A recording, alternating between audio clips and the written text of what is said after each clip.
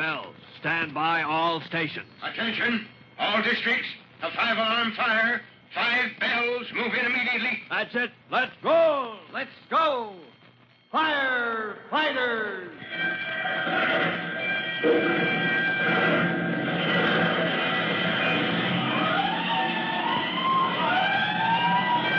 Presenting Firefighters, the true-to-life story of our unsung heroes who stand ready to ride by day or night against our most murderous enemy, the demon of fire.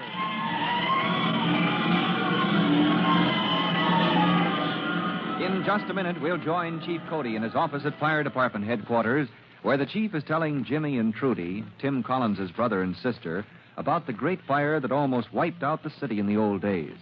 But before we drop in at headquarters, here's a message for you.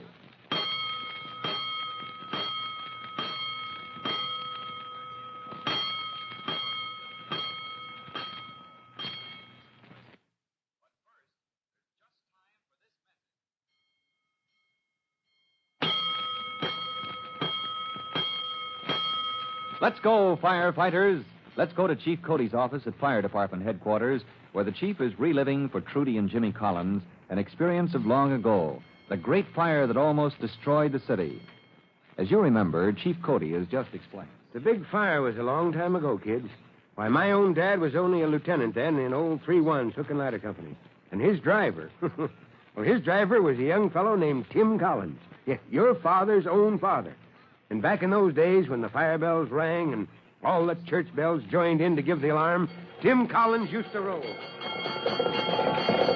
Hang on, Lieutenant. We're coming into Main Street. You hang on to those reins, Tim. I'll hang on to myself. All right, keep that bell going. Clear the track. Give us room. Make way for 3-1. Yeah! In the old days, Chief Cody goes on with the story, in the old days when the city fire equipment was drawn by horses, the chief's father and Tim's grandfather were close friends. And one day, as they sat talking in the wide doorway of the fire barn. Oh, it's a heavy day, Tim. I don't like this wind blowing steady all day and all night, and yet the air's heavy. There goes a neat filly, Lieutenant. Yeah, not bad. Picks up her feet. Hey, she's a dancer, Tim. Had her tail docked, though. It's a proud little filly like that. They don't need a dock or tail. Stop that. Mr. Staples is jealous. Must have heard you talking about that little roan, huh? What's the matter with you, Mr. Staples? All right. I heard you. Stop it. That's a good boy. You keep quiet now. No, he's not jealous, Lieutenant Cody. He's mad at Mr. Thomas. Huh? Yeah, last night when we rolled to that fire in Sumter's woodshed, Mr. Thomas took a nip at Mr. Staples. Huh? They haven't fixed it up yet, but they'll get over it. Yeah, the horses are sort of fretful like the rest of us. We'll be all right when the wind shifts. We'll be all wrong if it doesn't soon, Tim. Marshal Baker said so last night. Oh, you've been talking with the fire marshal? Yeah, down at the Union House. Dropped in for a bite on my way home. Marshal was tending the desk as usual. As usual, unless there's an alarm. Come an alarm, the marshal forgets mighty quick he's got a hotel to manage. Well, he's a fast man when he feels like it, the marshal is. The first bell he hears, he's on his way to the fire the quickest way he knows how. By horse car or the nearest rig he can commandeer, or just on a dead run. And young Johnny flying after him with the marshal's white helmet. Well, what did he say was in the wind? The marshal, I mean, last night over to Union House. Trouble, he says. All this new construction. Oh, town looks mighty smart, all this new building. Why, from out at the new housing plot, clean through the center to where we're sitting right here. More new construction than not. Yeah, it looks right smart. But the marshal claims it isn't smart. Claims these mansard roofs they're using aren't smart at all. Notice he put one on the Union House fast enough when he saw all the new houses and the business buildings down center and the new mills out our way here. When he saw this newfangled roof was the thing, he didn't hang back much. No, but now he's worried. You ever seen one of those mansard roofs close up, Tim? Now, when would I ever see anything unless it was at a fire? Us boys that's only privates, we're cooped up here in the firehouse 24 hours a day, every day in the month except one. And my day off every month, that's when I go home and see the folks. No, I haven't seen any mansard roof. Well, Marshal Baker, he says a mansard roof gives you lots more space, but there's too much flimsy woodwork just begging for a chance to burn. Now, these mansard roofs, he says, someday they're going to burn the whole town right down to the ground, he says. You, Mr. Staples, let that dog alone. Here, Trixie, come here. Here, Trixie, come on. Trixie, good girl. Hey, no need to watch my feet. You keep out of Mr. Staples' stall, Trixie girl. He's mad at everybody today. Where are you going, Trixie? Yeah, there she goes. Going to curl up and take a nap on the seat of the hook and ladder. She's kind of fretful, too. Yeah, you know, the boys say that's a sign we're going to roll when Trixie climbs up on the seat. I wish the wind would change, Tim. Horses and dogs all on edge. I've kind of got the willies myself. Well, praise be, the boys in the firehouse here haven't got to jarring on each other yet. Oh, no? Huh? You heard what I said about time off? Us boys getting only 1 day off a month? No. And then we can't even drive out into the country, not beyond the town limits? Well, now, Tim, you know there might be an emergency. Well, officers get a night off a week. Look at you, down to the Union House, chinning with Marshal Baker last night. Well, now, Tim, you're not going to join in with these malcontents and radicals, are you? And besides, it's for your own good. What's good about it? Well, now, look. Suppose you had a whole day off, say, maybe as often as once a week. Well, I know it sounds foolish, Lieutenant Cody, but some of the boys think we ought to get even as much as that. You know what would happen, Tim? Well, I get to know a little more about what's happening around town. I know that much. Yes, and you'd meet some young lady, Tim, and get to sparking.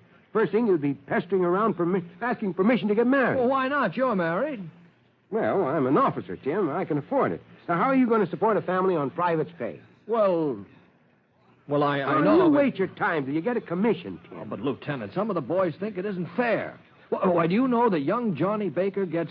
he's 14 years old and just gone to work for his father at the Union House. You know what he gets? $2 a day, what I heard. $2 a day, $12 a week. And Johnny only works 6 days out of every 7, and at that, hardly ever more than 10 hours a day. Well, I don't like to criticize the marshal, Tim, but it does seem like favoring his own. Oh, Johnny isn't the only one, Lieutenant. Why, there's kids in this town not old enough to raise a mustache that make more in a week than I make in a...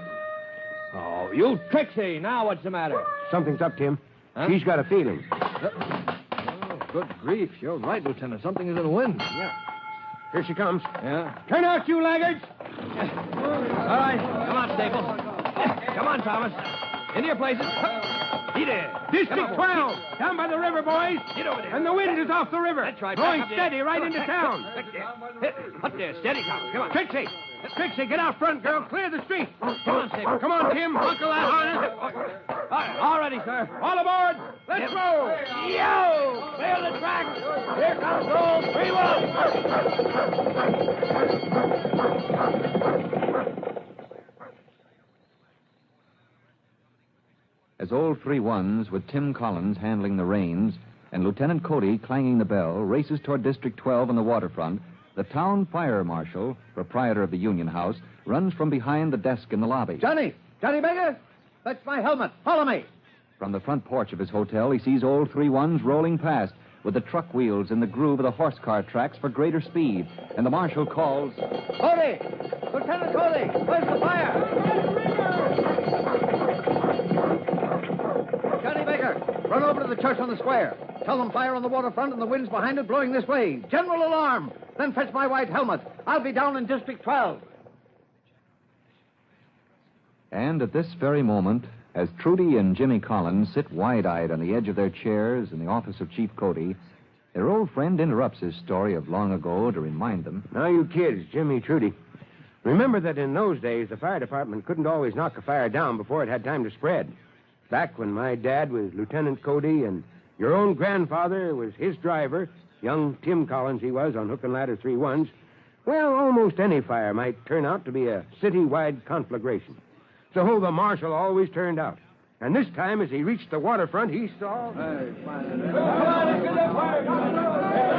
Watch yourself, Marshal. We've got to move back. Oh, that whole block of buildings is ablaze. Where did it start, Collins? In Rafferty's coal pit, Marshal. 100 tons of hay went up like paper.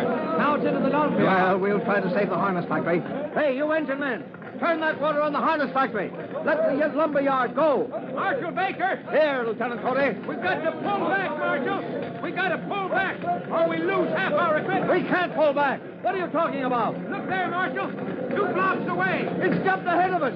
That murderous wind. The wind is throwing great chunks of flame into those rooftops, Marshal. The fire's racing ahead of us, a street at a time.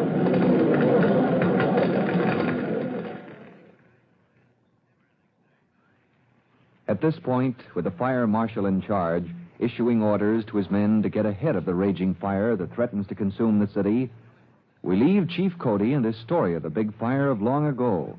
But we won't miss a word, because you'll share this thrilling adventure when you hear our next true-to-life episode of The Firefighters. And now, in just a moment, Chief Bob Cody will tell all of you boys and girls how you can help the firefighters in your own hometown. But first, here's a message you ought to hear.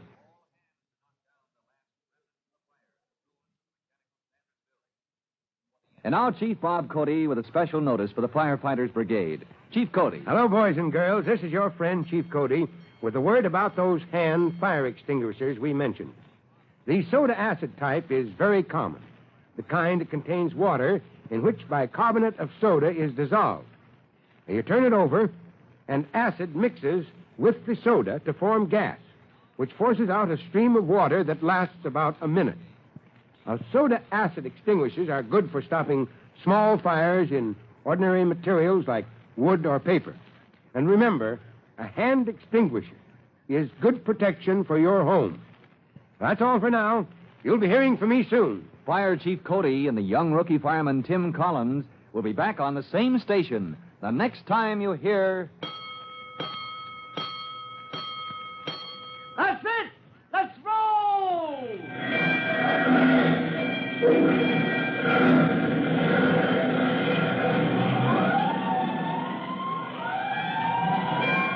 Let's go!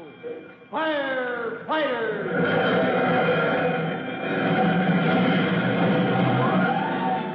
Firefighters is a copyrighted feature of William F. Holland Productions.